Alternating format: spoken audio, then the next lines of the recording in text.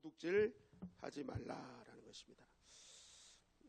도둑질하지 말라라는 계명을 이렇게 이제 접하시는 이제 우리 성도님들 보면 난 남의 것 훔친 적이 없는데 그러면서 안도하며 들으시는 분들도 있을 것이고 아마 내가 이거를 예전에 훔쳤는데 아직 해결 못했는데 그것 때문에 마음 아파하시면서 듣는 분도 계실 것입니다.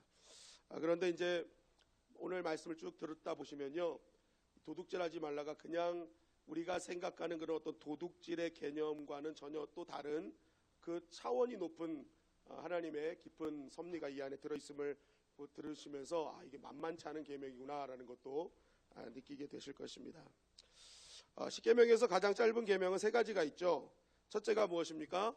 살인하지 말라, 간음하지 말라, 오늘 말씀에 도적질하지 말라. 짧은 이유가 무엇입니까? 더 이상 부연 설명을 붙이지 않은 이유. 이거는 결과를 말 안 해도 뻔한 결과다. 부연 설명할 필요가 없다. 볼 필요도 없는 그러한 죄들이다라는 것을 말씀하고 있습니다. 그래서 요한일서 3장 15절은 이렇게 우리에게 증거합니다. 다 같이 읽겠습니다. 시작. 그 형제를 미워하는 자마다 살인하는 자니 살인하는 자마다 영생이 그 속에 거하지 아니하는 것을 너희가 아는 바라. 네, 살인, 미움 자체도 살인이고 결국 살인하는 자는요 영생이 그 안에 거하지 않는 거예요. 그러니까 이것은 절대 해서는 아니 되는 죄다. 히브리서 13장 4절 말씀입니다. 시작. 모든 사람은 결혼을 귀히 여기고 침소를 더럽히지 않게 하라. 음행하는 자들과 간음하는 자들을 하나님이 심판하시리라. 네, 간음하는 자들은 하나님이 반드시 심판하신다. 그러니까 어떻게 해요? 이것은 적극적인 명령은 나에게 주신 가정을 철저하게 지키라. 그러니까 그것을 철저하게 지키기 위해서 하나님은 간음에 대해서 완전한 심판을 선언하고 계시다는 거죠. 자, 고린도전서 6장 10절 말씀입니다. 다 같이 읽겠습니다. 시작. 도적이나 탐욕을 부리는 자나 술 취하는 자나 모욕하는 자나 속여 빼앗는 자들은 하나님의 나라를 유업으로 받지 못하리라. 네, 다 하나님의 영생, 심판, 여기도 보면 도적하는 자, 속여 빼앗는 자들, 이 사람 하나님의 나라를 유업으로 얻지 못할 것이다. 그러니까 짧지만 사실 성경 안에서는 굉장히 강력하게 하나님께서 대가를 치르게 하겠다라는 확실한 그런 메시지가 있는 말씀들이라는 것입니다. 그런데 그 사실 이 세 계명 중에서 가장 많이 이제 또 신경 써야 될 계명이 뭐냐? 그럴 때 바로 오늘 도둑질하지 말라라는 이 계명을 우리는 사실 더 많이 신경을 써야 됩니다. 살인, 간음, 사실 이런 계명을 어긴다는 것은 이게 우리가 쉽게 매일매일 접하는 것이 아니잖아요. 어쩌다 한번 살인하고 싶은 그 분노가 이렇게 나오는 거고요. 매일 막 나 살인할 거야 이런 사람 없잖아요. 그죠? 그러니까 어쩌다 한번 막 화가 나는 그러한 분노 때문에 그러한 마음이 우리 가운데 들어올 수도 있고요. 간음도 맨날 흥분해가지고 이런 생각을 가지고 사는 사람 없잖아요. 그러니까 이거는 어쩌다 한 번씩 우리 삶 가운데 정말 어떻게 보면 일생에 한 번 없는 사람도 있을 거고, 그러니까 일생에 한두 번 정도만 오는 것이지만 이 도둑질이라는 것은 굉장히 우리 삶 가운데 범하기 쉬운 죄 중에 하나가 도둑질이다. 누구나 저지를 수 있고 우리가 알게 모르게 지을 수 있는 그런 광범위하게 퍼져 있는 그 유혹이 바로 도둑질이라는 거예요. 근데 이 도둑질이요, 사실 이 계명 안에만 있는 것이 아니라 6계명부터 9계명까지요 계속 도둑질에 대한 계명입니다. 6계명은 살인하지 말라, 이게 뭐예요? 이웃의 생명을 도둑질하지 말라. 7계명 간음, 이웃의 정조를 도둑질하지 말라. 8계명 오늘 도둑질, 이웃의 재산을 도둑질하지 말라. 9계명 거짓말, 이웃의 명예를 도둑질하지 말라. 그러니까 다 이 도둑질하지 말라가 갖고 있는 광범위한 유혹들이죠. 그러니까 우리가 언제든지 이것은 도둑질이라는 이 계명은요, 우리가 언제든지 이게 저지를 수 있는 굉장히 우리 주변에 널려 있는 것이 바로 이 도둑질이다라는 거예요. 그리고 이 도둑질은요, 우리 인생의 전반에 엄청난 대가를 요구하게 되는 거예요. 이 도둑질의 원어가, 오늘 도둑질하지 말라라는 이 원어가 가나부라는 단어를 써요. 히브리어 가나부. 이게 이제 사물을 목적으로 취할 때는 출애굽기 22장 7절 말씀을 이렇게 얘기하고 있어요. 다 같이 읽겠습니다. 시작. 하나님이 돈이나 물품을 이웃에게 맡겨 지키게 하였다가 그 이웃 집에서 도둑을 맞았는데 그 도둑이 잡히면 갑절을 배상할 것이요. 자, 여기서 말하는 도둑을 맞았는데 여기에 가나부입니다. 도둑질하지 말라, 그거랑 똑같은 거예요. 그러니까 결국 이게 뭐예요? 돈이나 물품, 이게 우리가 늘 쉽게 생각하고 있는 이런 훔치는 행위, 이것이 바로 가나부라는 단어를 사용할 때 이 단어를 여기서 사용합니다. 근데 성경에서 바로 이러한 우리가 생각하고 있는 가장 기본적인 보편적인 물건을 훔치는 이러한 행위를 통해서 대가를 치르는 일들이 성경에서 계속 말하고 있죠. 여호수아서 7장 1절 말씀입니다. 다 같이 읽겠습니다. 시작. 이스라엘 자손들이 온전히 바친 물건으로 말미암아 범죄하였으니 이는 유다 지파 세라의 증손 삽디의 손자 갈미의 아들 아간이 온전히 바친 물건을 가졌음이라. 여호와께서 이스라엘 자손들에게 진노하시니라. 자, 거대한 장벽이라고 생각했던 여리고성은 무너뜨렸는데 너무나 쉽게 생각했던 아이성을 함락시키지 못했던 가장 큰 이유, 아간이 가나부한 거예요. 도둑질한 거예요. 그러니까 이 하나님은 순결함을 요구한 거예요. 완벽함, 강인함 이걸 요구한 것이 아니라 하나님은 항상 순결함을 요구하거든요. 그런데 이스라엘 백성의 그 순결함이 떠나간 거죠. 도둑질이라는 이것이 통해서. 그래서 결국 뭐 하십니까? 하나님의 영광이 임하지 않은 거예요. 그 순간. 그러니까 하나님의 영광이 떠나니까 이 작은 성 하나도 함락시키지 못하는 정말 어리석은 민족이 되어버리고 마른 것이죠.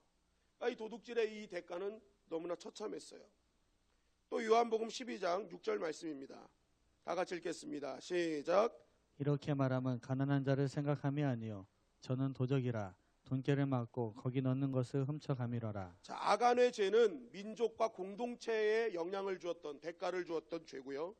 이 지금 말하는 이 가룟 유다의 도적질은 예수님의 제자로 시작했던 인생이 결국 뭐예요? 그 예수님을 배반하는 자로 살아가는 그 불명예로 마무리되는 개인적인 대가를 또 얘기하고 있죠. 이 외에도 초대교회 엄청난 부흥에 찬물을 끼얹은 사건이 어떤 것입니까? 아나니아와 삽비라가 하나님께 드리기로 했던 것을 몰래 빼낸 것. 그것을 통해서 초대교회 부흥에 잠시 찬물을 끼얹는 그러한 사건도 있었다는 것입니다. 그러니까 이건 교회 공동체 안에 어마어마한 영향을 끼치게 했다.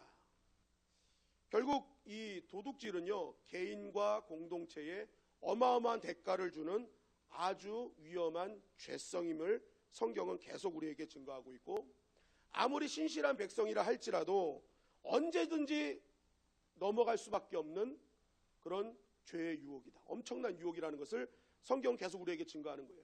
그들은 교회의 핵심이었고 민족의 핵심이었고 어디든지 예수님의 제자였어요. 그럼에도 불구하고 이것은, 이 도둑질이라는 것은 언제든지 우리 개인을 무너뜨리고 교회 공동체를 무너뜨리고 나라와 민족, 열방을 무너뜨릴 수 있는 아주 무서운 그런 죄이기 때문에 하나님은 도둑질해도 너희는 심판을 당할 것이다. 하나님의 나라를 유업으로 받지 못할 것이다 라고 정확하게 말씀하고 있는 것입니다. 저는 우리 주님의 영광교회는요, 그렇기 때문에 작은 도둑질이라 할지라도 우리는 그것을 하지 말아야 될 줄 믿습니다. 왜냐하면 그것은 하나님이 원하시는 순결함을 빼앗아가 버리는 거예요. 그것을 잃어버리는 거예요. 여러분, 하나님께서 순결한 자들에게 역사하시는 거예요.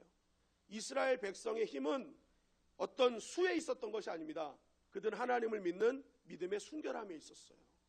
그러니까 교회의 능력은요, 교회의 크기, 재정의 능력, 인원수가 아니에요. 교회가 얼마나 순결한지, 하나님 앞에 얼마나 바른 믿음으로 서 있는지가 교회의 진정한 능력이 될 수 있는 것입니다. 우리 주님의 영광교회가 순결한 교회 되어지길 원합니다. 순결한 신부 같은 교회, 거기 하나님이 역사하시는 것이죠. 두 번째, 또 성경에서 말하는 도적질이 뭐냐면 하나님의 것을 도적질하는 것을 말하는 것입니다. 인류 역사의 처음의 시작도 도둑질로부터 시작했습니다. 아담과 하와가 하나님께서 먹지 말라는 선악과를 몰래 따먹으면서 도둑질하면서 결국 우리 가운데 죄가 들어왔죠. 이 도둑질의 시작이 결국 우리 안에 하나님의 것들을 도둑질하는 그러한 영향을 미치는 그 유전이 되는 그러한 일이 벌어지게 됐습니다. 그 구체적으로 무엇이냐? 하나님의 것, 어떤 것을 도둑질하느냐? 첫째는 시간을 도둑질하게 됩니다. 민수기 28장 2절 4절 한 절씩 교독하시겠습니다. 이스라엘 자손에게 명령하여 그들에게 이르라. 내 헌물 내 음식인 화제물 내 향기로운 것은 너희가 그 정한 시기에 삼가 내게 바칠지니라. 또 그들에게 이르라. 너희가 여호와께 드릴 화제는 이러하니 1년 되고 흠없는 순양을 매일 2마리씩 3번째로 드리되. 다 같이 읽겠습니다. 어린 양 한 마리는 아침에 드리고 어린 양 한 마리는 해질 때에 드릴 것이요. 하나님은 항상 하나님을 만나기로 할 때도 하나님이 정해주신 시간이 있었어요. 그 시간에 와라. 그 시간에 드려라. 정해진 시간이 있었단 말이에요. 아무 때나 오는 게 아니에요. 정해진 시간에 하나님은 예배를 드리기를 원하셨던 거예요. 또 시간의 구별의 대표적인 것이 안식일 아닙니까? 하나님은 안식일을 일찍이 구별하셨잖아요. 6일을 일하시고 7일 때 쉬시면서 그날을 주님의 날, 하나님의 날로 만들었어요. 그래서 하나님의 백성들이 그 안식일을 함께 뭐예요? 지키며 하나님과 관계를 원하시고 하나님과의 그런 어떤 시간들을 누리기를 원했다는 거예요. 그러니까 우리가 이 주일을 구별한다는 것은 하나님의 시간을 도둑질하지 않는 것입니다. 그런데 우리가 주일을 범한다는 것은 뭐예요? 하나님의 시간을 도둑질하는 거예요. 근데 우리는 이것을 알게 모르게 우리의 인생 가운데 그냥 당연스럽게 여기는 일들이 너무나 벌어지고 있다는 거예요. 여러분 성경에 보면요, 신령과 진정한 예배의 출발, 신령과 진정한 예배를 드려라 했는데 그 출발의 시작은 결국 시간의 구별이라는 거예요. 내가 그 정해진 시간, 하나님이 정해놓은 시간이거든요. 정해진 시간을 내가 구별해 놓는 것, 이것이 신령과 진정한 예배의 출발점이에요. 그리고 그렇게 구별된 시간을 드리는 자에게 하나님이 역사하셔요. 사도행전 3장 1절 말씀입니다. 다 같이 읽겠습니다. 시작. 제9시 시간에 베드로와 요한이 성전에 올라갔을. 자, 제9시 기도 시간은요, 정해진 시간이었어요. 하나님께 기도하러 예배드리러 가는 시간. 그런데 그 시간에 뭐예요? 이 안진뱅이가 회복되는 역사가 일어났단 말이에요. 그러니까 하나님께서 정해진 시간, 구별한 시간에 우리가 그 시간을 하나님께 온전히 드리기로 작정한다면요, 하나님의 능력이 우리 가운데 임하게 되는 것입니다. 여러분, 우리가 이 이스라엘과 유대인들의 정확한 구식의 개념은 아니지만 우리 주님의 영광교회도 구시기도 하고 있잖아요. 여러분, 이 구시기도가 하나님의 역사가 일어나게 될 줄 믿습니다. 우리 교회만의 그런 정해진 시간이긴 하지만 나름대로 의미는 여기서 갖고 왔잖아요. 그러면 여러분, 우리가 그 시간이 하나님께서 우리 교회에 구별된 시간임을 그냥 정말 하나님의 그런 인도하심을 믿고 우리가 기도하면요, 하나님이 그 정해지고 구별된 시간 속에서 하나님의 운행하심과 하나님의 역사하심을 경험하게 하신다는 것이죠. 누가복음 22장 39절 말씀입니다. 다 같이 읽겠습니다. 시작. 예수께서 나가사 습관을 따라 감난산에 가시매 제자들도 따라갔더니. 네, 이 감남산에 가시는, 습관을 따라 감남산에 가시는 주님. 이때 다른 성경에 보면 똑같이 가는 이 시간을 새벽 미명이라고 하고 있습니다. 예수님은 새벽 시간을 구별하셨어요. 새벽에는 반드시 하나님을 만나는 시간으로 구분하셨어요. 그 새벽 시간을 통해서 어떤 일이 벌어집니까? 겟세마네 동산에서 이 잔을 내게서 걷어가 주세요 했던 그 예수님의 기도가 하나님이 원하시는 뜻대로 하길 원합니다라는 기도의 시간으로 바뀌어지는 역사가 일어났죠. 계속된 정해진 구별된 시간들을 통해서 하나님의 뜻을 알아가고 하나님의 방법을 알아가는 구별된 시간이 되었다는 것이죠. 그러니까 우리가 어떤 시간을 구별해서 하나님께 드린다는 것은요, 하나님의 마음을 알 수 있는 시간이 되는 것입니다. 하나님의 진정한 뜻을 알 수 있는 시간이 되는 거예요. 그런데 우리가 이 구별된 시간이 없는 사람은요, 하나님의 뜻이 없는 내 뜻만을 구하는 사람이 될 수밖에 없어요. 왜냐하면 내가 필요할 때만 구하는 거니까. 그러나 정해진 시간에 구하는 사람은요, 항상 그 시간에 이 하나님과의 대화를 통해서 내가 구하는 내 뜻은요, 어느 정도까지 얘기하면 다 끝나요. 매일매일 정해진 시간에 계속 내 뜻을 구할 수는 없어요. 구하다 보면 하나님의 뜻을 알게 되는 시간이 옵니다. 그러니까 이 정해지고 구별된 시간이 얼마나 중요한지를 성경은 우리에게 계속적으로 우리에게 증거하고 있어요. 그래서 우리가 신앙생활을 하면서 하나님께 구별된 시간을 갖는 것은 굉장히 중요합니다. 여러분들 그냥 스팟 형식으로 내가 남는 짜투리 시간에 하나님께 나아가지 마시고요. 기도를 하더라도, 말씀을 읽더라도, 내가 어떤 예배를 드리더라도 내가 하나님과의 정해진 시간을 딱 구별하고, 특별히 하나님이 원하신 거 아침과 저녁이다 그러면 내가 아침 새벽에 일어나자마자 아니면 자기 전에 어떤 개인적인 그런 하나님과의 그런 구별된 시간을 정해놓고 하나님께 매일매일 나가는 것이 중요하다는 거예요. 그러니까 내가 필요할 때만 하는 거 말고 그 시간만큼은 지켜나가는 것. 그러면요, 그간에 하나님의 기쁜 경륜을 알게 되고 내 뜻이 아닌 하나님의 뜻을 알게 되고 하나님의 뜻을 구하며 먼저 그 나라와 그 일을 구할 때 모든 것 더해주시는 하나님을 만나게 된다는 것입니다. 결국 우리가 이 시간을, 우리는 하나님의 시간을 도둑질하지 말아야 된다는 거예요. 둘째는 또 우리가 무엇을 도둑질하느냐? 하나님의 물질이죠. 말라기 3장 8절 말씀입니다. 다 같이 읽겠습니다. 시작. 사람이 어찌 하나님의 것을 도둑질하겠느냐? 그러나 너희는 나의 것을 도둑질하고도 말하기를 우리가 어떻게 주의 것을 도둑질하였나이까 하는도다. 이는 곧 11조와 봉헌물이라. 네, 뭐 우리가 잘 아는 말씀이죠. 하나님께서 주신 모든 재정은 다 하나님 것입니다. 그거를 표하는 것이 11조잖아요. 그러니까 만약에 이 11조를 하지 않는 것은 하나님의 주신 것을 인정하지 않는 거예요. 그러니까 뭐예요? 그것은 도둑질인 거예요. 왜 하나님이 이런 기준들을 두셨을까요? 꼭 이런 한 가지씩 기준을 두셨어요. 다 주시는데 선악과 먹지 말아라. 물질 다 주시는데 11조 드려라. 뭔가 하나씩은 딱딱 걸리게 만들어 놓으셨어요. 왜요? 그래야 하나님이 주인이신 줄 알기 때문에 그래요. 그냥 다 줘버리면 내가 주인인 것처럼 살아요. 그런데 뭔가 하나 딱 걸리는 게 있어요. 결정적으로 걸려요. 그걸 딱 보면서 뭐예요? 아, 하나님이 이것의 주인이시구나. 그러니까 선악과도 마찬가지입니다. 이 동산에 너 다 가져. 근데 선악과를 딱 제안하신 거는요, 이 동산에 다 갔는데 이 동산의 주인은 나야. 그걸 하나님이 정하신 거예요. 너 물질도 다 가져. 11조 딱 제정해 놓으셨어요. 뭐예요? 그 물질의 주인은 나야. 그러니까 드리면서 아, 이 물질의 주인은 하나님이시구나. 그것을 한 번쯤은 고백하게 되는 거죠.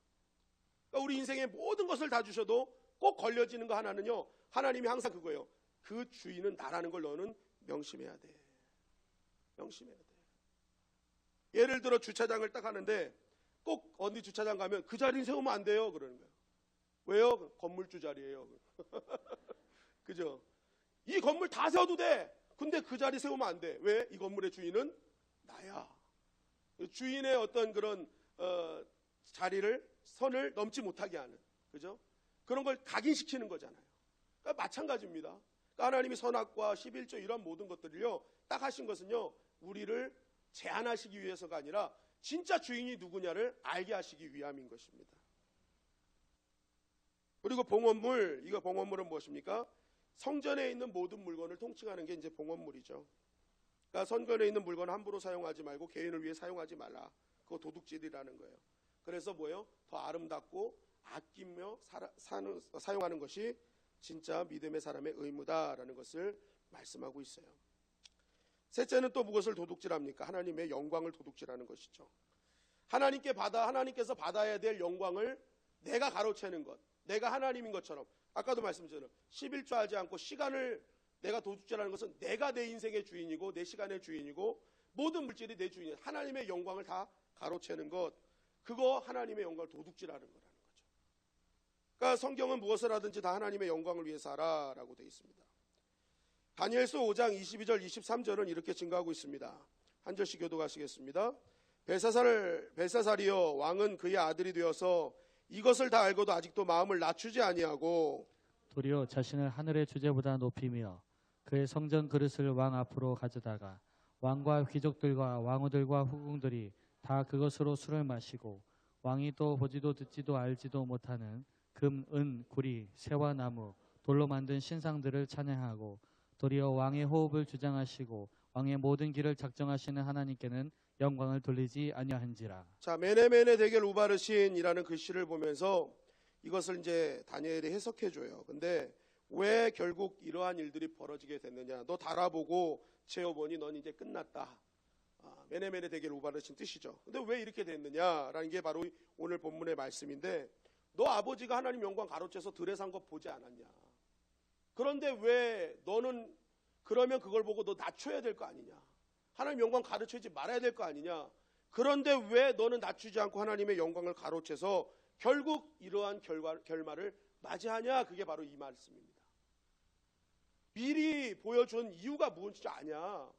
하나님 영광 가로채면 그렇게 된다는 걸 너의 눈을 통해서 보게 한 거다. 그러니까 너는 낮췄어야 돼. 하나님의 영광을 가리지 말았어야 돼 하면서 결국 너가 낮추지 않고 하나님께 영광을 돌리지 않은 죄가 메네메네 데겔 우바르시니다. 내가 재어보고 세어보았다. 기다렸다는 거예요. 하나님이 계속 재어보고 계속 세어보았어요.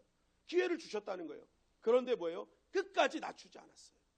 그러니까 뭐예요? 하나님이 걷어가신다는 거예요. 여러분, 우리도 마찬가지입니다. 하나님이 지금 재어보시고 세어보시는 기간이에요. 하나님이 단번에 심판하지는 않으십니다. 하나님이 기회를 계속 주세요.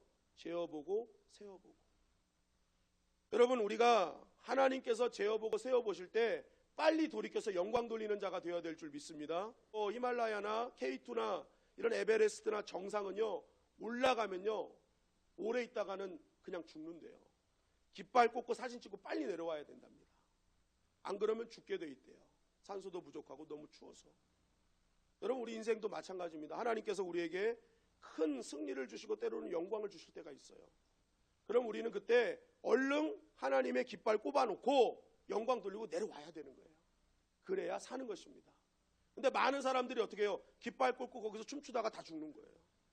거기서 즐거워하다가. 이게 내 거야. 하나님의 영광을 가로채는 거죠. 결국 재어보고 세어볼 때 내려오지 않는 인생은 망하게 되어 있다라는 것이죠. 그러니까 그 하나님의 도둑질하는 인생은 결국 다 이렇게 대가를 치를 수밖에 없다는 것입니다. 그리고 하나님의 뜻과 의도를 도둑질하는 것이죠. 이 도둑질하지 말라 히브리어의 가나부라고 말씀드렸는데, 이 가나부가 쓰여진 또 다른 말씀이 바로 여기에 쓰입니다. 우리 출애굽기 21장 16절 말씀입니다. 다 같이 읽겠습니다. 시작. 사람을 납치한 자가 그 사람을 팔았든지 자기 소화에 두었든지 그를 반드시 죽일지니라. 네, 사람을 납치한 자, 바로 여기서 가나부라는 단어를 씁니다. 사람을 납치한 자, 가나부, 사람을 도둑질했다는 거예요. 그래서 뭐예요? 노예로 팔았다라는 것이죠. 신명기 24장 7절은 또 이렇게 증거합니다. 다 같이 읽겠습니다. 시작. 사람이 자기 형제 곧 이스라엘 자손 중 한 사람을 유인하여 종으로 삼거나 판 것이 발견되면 그 유인한 자를 죽일지니 이같이 하여 너희 중에서 악을 제할지니라. 자기 형제 곧 이스라엘 자손 중 한 사람을 유인하여, 여기가 바로 가나부는 거예요. 그러니까 이 사람을 유인해서 뭐예요? 다 노예로 팔고 사람을 어떻게 소유로 여기는 거예요. 소유로 여기면 뭐예요? 너 그거 사람 도둑질한 거 내가 가만히 있지 않을 거야 라는 거예요. 사람을 납치하거나 사람을 유인한다. 이것은 바로 사람을 대할 때 소유로, 조건으로 대하는 그러한 인생 가만히 있지 않겠다라는 것입니다. 여러분, 하나님께서요 우리를 이 땅에 보내주시고 우리를 애굽에서 종되었던 너희를 뭐예요? 출애굽기 20장의 시작이 뭐예요? 종되었던 너희를 애굽에서 끌어내서 뭘 삼아주셨어요? 자녀 삼아주셨잖아요. 우리가 잘나서, 우리가 뭐 대단해서 그게 아니잖아요. 그냥 있는 모습 그대로를 사랑해 주신 거예요. 아직도 죄인인데, 아직도 연약한데, 십자가의 능력도 뭐예요? 십자가로 인해서 우리가 칭의를 받은 거잖아요. 우린 의롭지 않아요. 대신 의롭다 인정을 받은 거죠. 그러니까 우린 아직도 연약한 자예요. 부족한 자예요. 그러나 뭐예요? 하나님이 그 은혜로 이 존재 자체를 귀하게 여기시기 때문에 자녀 삼아 주셨어요. 그런데 하나님께서는 우리를 그 존재 자체로 귀하게 여기시는데 사람이 어떻게 하는 거예요? 그것을 도둑질하는 거예요. 하나님의 마음과 의도는 우리 자체를 너무나 존귀하게 여기시는데 사람이 뭐예요? 그것을 도둑질해서 자기의 소유로 생각하고 뭐예요? 조건으로 다가가는 것입니다. 그래서 이 소유로 생각하는 사람들의 나타나는 현상이 뭐예요? 야고보서 5장 4절 말씀입니다. 다 같이 읽겠습니다. 시작. 보라, 너희 밭에서 추수한 풀꾼에게 주지 아니한 삭시 소리 지르며 그 추수한 자의 오는 소리가 만군의 주의 귀에 들렸느니라. 자, 뭐예요? 노동자의 삭을 주지 않는 횡포를 부린다는 거예요. 소유로 생각, 갑과 을의 관계. 그러니까 이것이 뭐예요? 도둑질이라는 거예요, 결국. 신명기 24장 14절 15절도 이렇게 증거합니다. 교독하겠습니다. 공궁하고 빈만한 품꾼은 너희 형제든지 내 땅의 성문 안에 거하는 객이든지 그를 학대하지 말며 그 품삯을 당일에 주고 해진 후까지 미루지 말라. 이는 그가 가난함으로 그 품삯을 간절히 바람이라. 그가 너를 여호와께 호소하지 않게 하라. 그렇지 않으면 그것이 내게 죄가 될 것임이라. 귀한 존재가 아닌 소유로 생각하고 조건으로 저 사람은 나보다 낮은 사람이야, 약한 사람이야, 이렇게 생각할 때 나오는 게 뭐예요? 횡포가 나온다는 거예요. 노동자의 삭슬 떼어먹는다. 그 사람의 일한 삭슬 뭐예요? 주지 않는 거, 이거 다 도둑질이라는 거예요. 레위기 19장 35절 36절 말씀을 이렇게 또 증거합니다. 다 같이 읽겠습니다. 시작. 너희는 재판할 때나 길이나 목에나 양을 잴 때 불의를 행하지 말고 공평한 저울과 공평한 추와 공평한 에바와 공평한 흰을 사용하라. 네, 사람을 소유로 생각하고 조건으로 따지면 불공평한 대우를 하게 된다는 거예요. 약자에게는 강하게 하고 강자에게는 약하게 하는, 그러니까 불공평한 대우. 이거 역시도 뭐예요? 도둑질이라는 거예요. 출애굽기 22장 25절 말씀입니다. 시작. 내가 만일 너와 함께한 내 백성 중에서 가난한 자에게 돈을 구워주면 너는 그에게 채권자 같이 하지 말며 이자를 받지 말 것이며. 네, 높은 이자로 뭐예요? 부를 획득하는 거. 이거 도둑질이라는 거예요. 그러니까 그 사람을 소유로 생각하고 그 사람을 조건으로, 하나님의 그런 마음과 생각은 존재 자체로 중요한 자인데 너무나 스페셜한 사람인데 인간이 뭐예요? 그것을 다 하나님의 의도와 하나님의 마음을 다 도둑질해 버리는 거예요. 여러분, 하나님은 오늘도 우리를 있는 그대로 사랑하시는 줄 믿습니다. 그러니까 우리가 뭘 좋기 때문에 뭐 대단하기 때문에 이렇게 조건으로 따져 들어가지 말라는 것입니다. 하나님이 우리를 있는 모습, 그 모습 그대로 사랑하심 같이 어떤 사람이 뭐 저 사람은 부자기 때문에 저 사람은 이쁘기 때문에 이런 판단과 조건으로 다가가지 말고 있는 모습 그대로 사랑하고 있는 모습 그대로 인정해주는 그러한 자가 하나님의 마음과 의도를 도둑질하지 않는 자라는 거예요. 자녀들도 마찬가지죠. 공부 잘하기 때문에 애를 먹이지 않아서가 자녀가 아니라 그냥 나에게 주신 선물이니까 그 자녀를 있는 그대로 사랑하라는 것입니다. 한번 따라갈까요? 사람은 사랑하고 물질은 사용하라. 네. 오늘날 많은 사람들이 사람을 사용하고 물질을 사랑해요. 그러니까 뭐예요? 하나님의 것들을 도둑질하는 일들이 벌어지는 거예요. 불공평한 대우를 하고 삭슬 떼어먹고, 왜요? 사람을 사용하기 때문에, 이용하기 때문에, 그리고 돈을 사랑하기 때문에. 이게 반대로 돼야 돼요. 사람을 사랑하고 뭐예요? 물질을 사용해라. 결국 하나님께서는 우리는 내가 도둑질하지 않는 것 같지만 내가 누군가를 지금 존재 자체로 사랑하지 않고 그 사람의 그런 어떤 있는 모습 그대로를 사랑하지 않고 어떤 소유의 개념으로, 갑과 을의 개념으로 횡포를 하고, 또 뭐예요? 내가 불공평한 그것을 취하게 하면은 나는 벌써 하나님 것을 도둑질하고 있는 거예요. 그러니까 이 계명에서 자유로울 수 없다는 것입니다. 저는 우리 주님의 영광교회가 정말 있는 모습 그대로를 사랑하는 교회가 되기를 주님의 이름으로 간절히 축원합니다. 뭐 조건이나 이런 것 때문에 사람들에게 다가가지 말고 그냥 있는 모습 그대로, 연약하면 연약한 대로, 또 부하면 부한 대로 인정해주고 연약한 사람을 안아주고 하는 그러한 교회가 될 때에 하나님께서 기뻐하시는 교회가 되는 것입니다. 그렇다면 이런 도둑질의 유혹을 이기는 방법이 무엇일까? 첫째는요, 자기 소유의 한계를 인식해야 됩니다. 여러분, 성경은 무소유를 주장하지 않습니다. 소유를 주장합니다. 그래서 출애굽할 때 이스라엘 백성들에게 금은 폐물 뭐 다 갖고 오라고 말씀하셨어요. 왜요? 하나님은 있어야 살고 있어야 할 수 있는 일들이 많이 있습니다. 성경에 보면 아브라함도 부자였고 야곱도 부자였습니다. 다윗도 부자였고 아리마대 요셉도 부자였어요. 하나님은 그들의 부에 대해서 악이라고 말씀하지 않으셨습니다. 잠언서에도 보면 잠언서 10장 22절은 이렇게 증거하고 있습니다. 한번 다 같이 읽겠습니다. 시작. 여호와께서 주시는 복은 사람을 부하게 하고 근심을 겸하여 주지 아니하시느니라. 자, 여호와께서 주시는 복이 있어요. 그게 뭐야? 사람을 부하게 한다는 거예요. 하나님께서 부자 만드신다는 거예요. 하나님이 그건 복이라고 여기 말씀하고 있어요. 그러니까 우리가 복을 부자가 됐고 돈 많이 버는 거 이거요, 하나님께서 주신 복이라는 거예요. 그런데 중요한 게 뭐예요? 하나님께서는 복을 주시고 부를 주시는데 그 사람에게 대한 선이 있다는 말이에요. 부의 선이 있어요. 한계점이 있어요. 욥기 24장 2절 말씀입니다. 다 같이 읽겠습니다. 시작. 어떤 사람은 땅의 경계표를 옮기며 양떼를 빼앗아 기르며 신명기 27장 17절 말씀입니다. 시작. 그의 이웃의 경계표를 옮기는 자는 저주를 받을 것이라 할 것이요 모든 백성은 아멘 할지니라. 자, 각 사람에게 주신 뭐가 있어요? 경계표가 있어요. 하나님께서 주시는 부의 기준이 있는 거예요.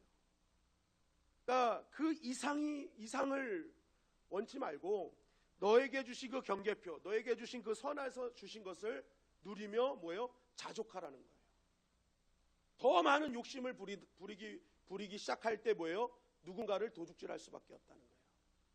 누군가를 인격을 무시하게 되고 이 도둑질의 그런 어떤 개념이 우리 가운데 다 들어오게 되어 있다는 거예요. 그러니까 너에게 주신 것을 뭐예요? 자족하고 그것에 있어서 거기에 만족하라는 거예요. 그래서 히브리서 13장 5절은 이렇게 우리에게 증거합니다. 다 같이 읽겠습니다. 시작. 돈을 사랑하지 말고 있는 바를 족한 줄로 알라. 네. 하나님께서 지금 나에게 주신 모든 것이 최선임을 알고 족한 줄 알고 그렇게 살아가라는 것이죠.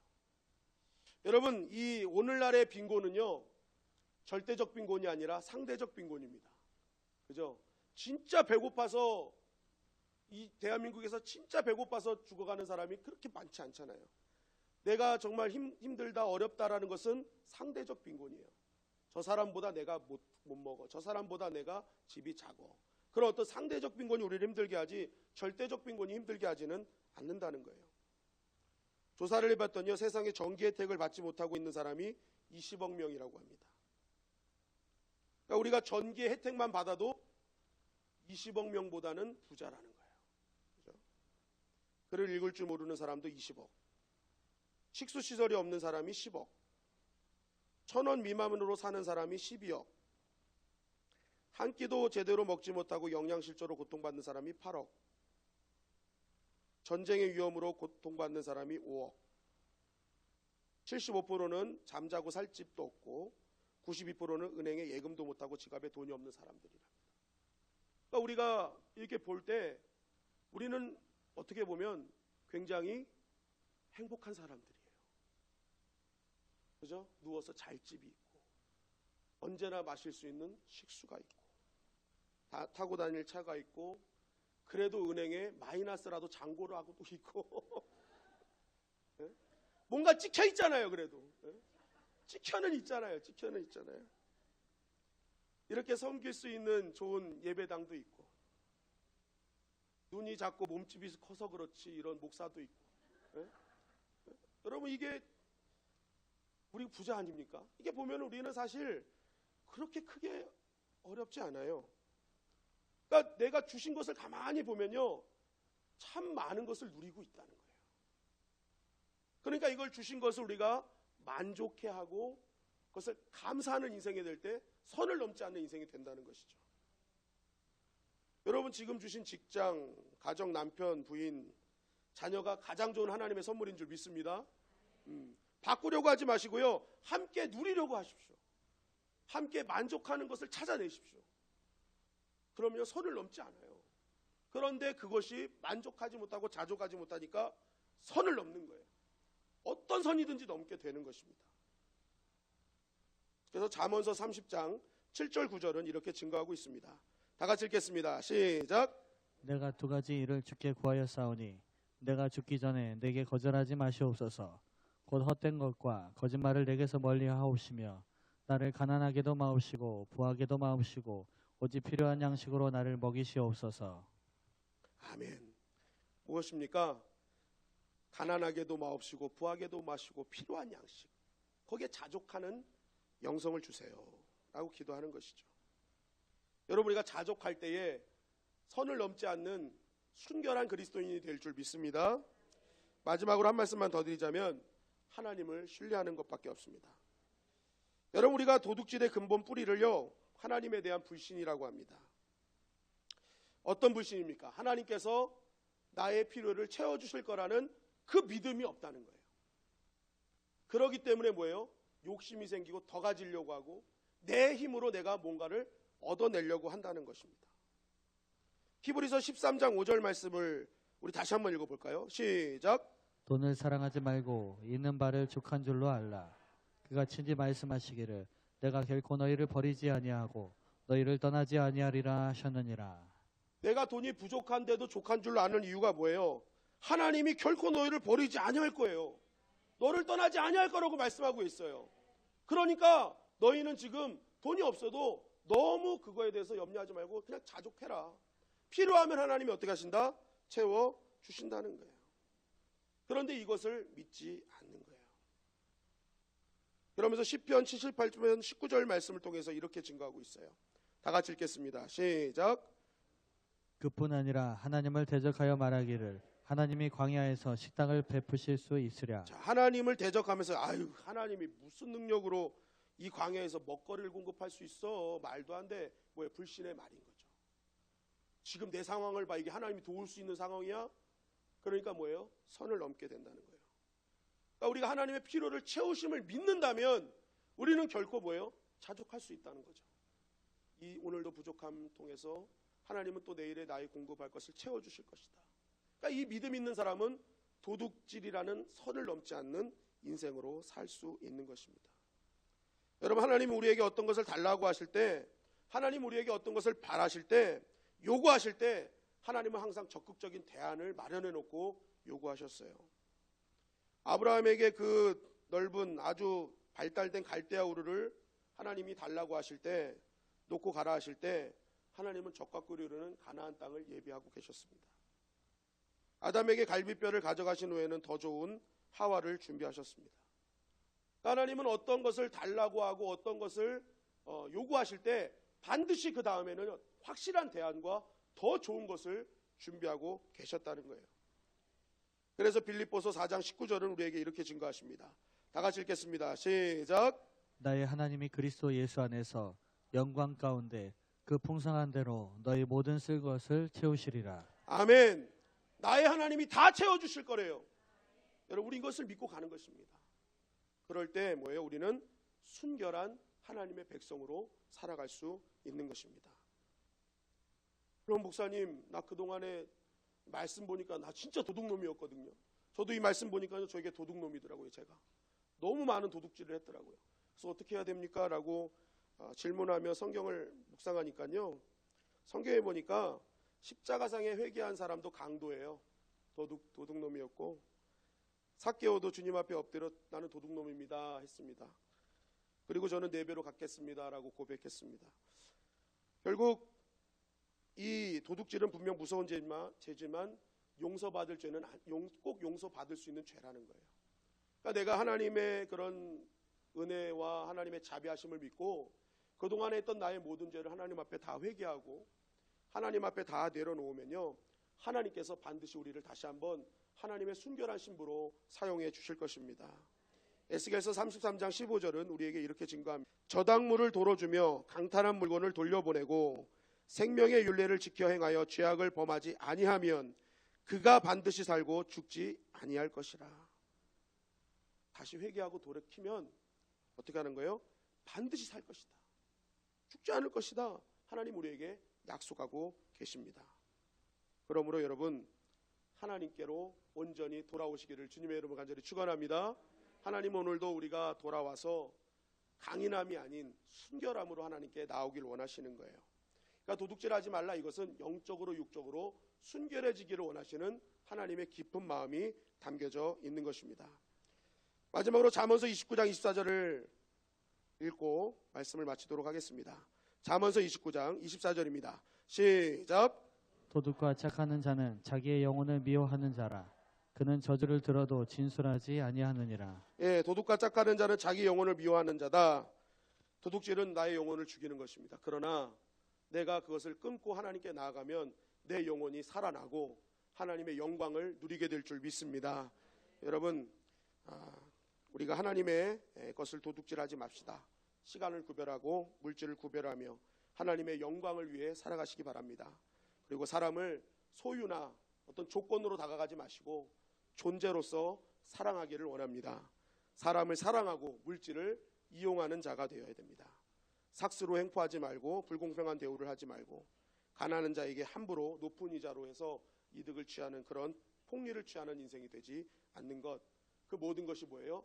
사람을 소유로 여길 때 나타나는 현상들이에요. 다 도둑질이라는 거예요. 결국 우리가 이것을 이기는 방법은 자족하는 것입니다. 그리고 채워주실 하나님을 전적으로 신뢰하는 것입니다. 여러분, 그럴 때 하나님께서 놀랍게 우리의 삶 가운데 역사하시고 인도해 주실 줄 믿습니다.